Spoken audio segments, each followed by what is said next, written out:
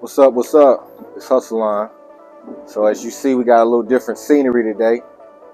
But yeah, we outside. It's a beautiful day. Weather's nice, so I figured I'd go ahead and do this video. So anyway, this is going to be the continuation of the 6 Amazon things that every beginner breeder needs. This is going to be the 9 Amazon things every beginner breeder needs. So we're just going to jump right into it. All right.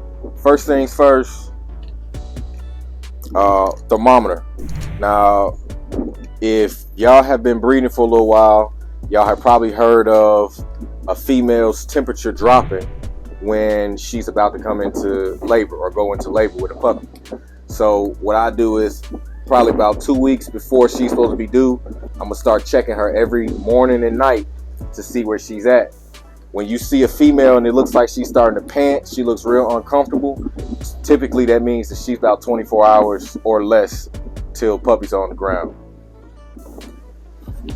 The next thing is these bitch pills. So now I give my female these right after she's confirmed or right after she starts to show signs that she's pregnant or whatnot. It's just a regular prenatal supplement. I don't do a lot of extra before the puppies are born. I definitely would try to stay up on this after the puppies are born to make sure that her milk is as nutritious as possible for the puppies. But you don't need to give them this all the time, in my experience. So the next thing is the air purifier. So if y'all have ever experienced air purifier before, it's not like a night and day type thing, but the air purifier is really good for getting the allergens out the air, as well as the dust mites, and I actually believe it's really good for like mange, the mites that are in mange. So air purifier works great, as well as it gets a lot of the odor out of the air as also. So check that out. That'd be a good thing for if y'all still have a kennel room in your house, and that kennel room, y'all know how it is when you have a kennel room in the house, it starts to get that dog smell. This is pretty good to eliminate that from happening, as long as you maintain good cleaning and good hygiene of your dogs. So the next thing is this this is a nail file. I know a lot of dogs don't like their nails to be clipped, and I try to avoid clipping them at all costs, just because that's an experience I don't want them to be afraid of me for. So I try to use this. It's just a regular, like almost like a Dremel file in there. It's got 2 speeds. I typically, if my dog's nails are too long, I'll go ahead and clip them first and then file them the rest of the way. But I typically like to file their nails right after they get out the tub. That's when the nails are the softest and it eliminates all that extra dust. All right. Now, I'm pretty sure everybody knows about these, but if you don't, I'm gonna let you know what they are. So this is a puppy feeding tray. The best thing about this is when you put the food in here, the puppy does not, well, they still do it, but it's meant to keep the puppy from just getting inside the food and sitting in there. It's meant to keep the food as close to the edge where they're going to be to keep them as dry as possible. I got a couple of the small ones and I got a couple of the big ones. You never know, what size litter you're going to have and how they're going to respond to that. Some puppies will climb right in the big one, but won't climb the small one. And some puppies will get in the small one and try to block all the other puppies from eating. So you just got to play it by ear which one you want to use. So the next thing is the little puppy play area. It's elevated puppy play area. It's probably like the backbone of my kennel program right now. It keeps the puppies very clean. It's very easy to keep clean, and it's significantly better than trying to use like a whelping box and just keeping it clean, or trying to put wood chips down.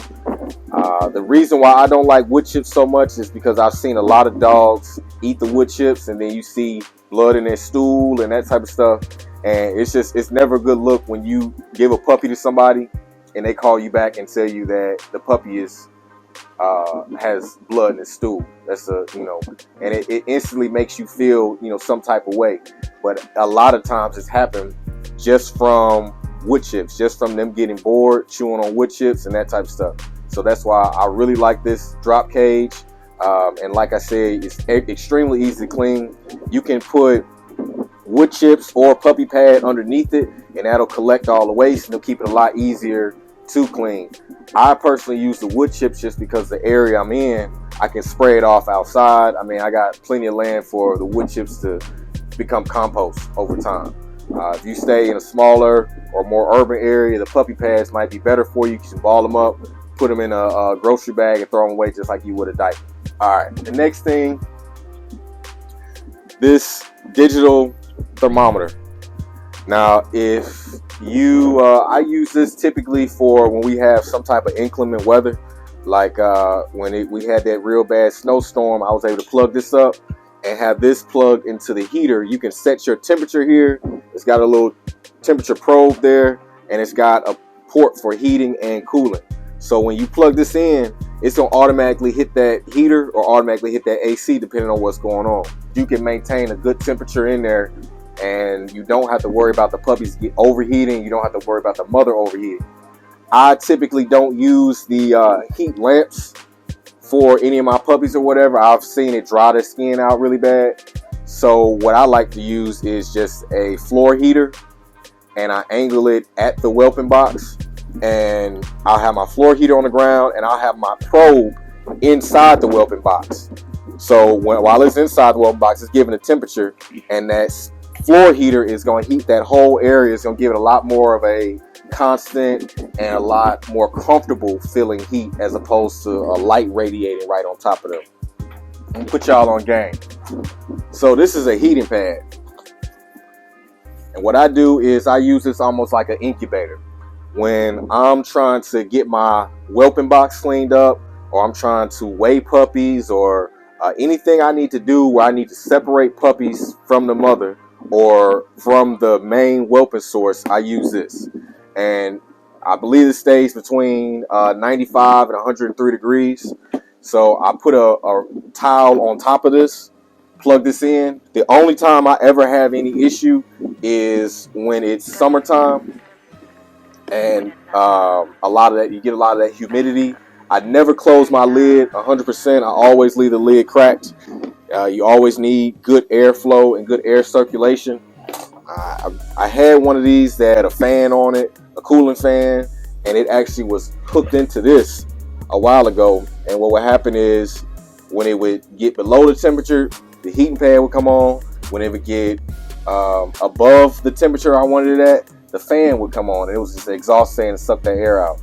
It was just a prototype. It didn't work out exactly how I wanted it to be. So for right now, this is how I got it.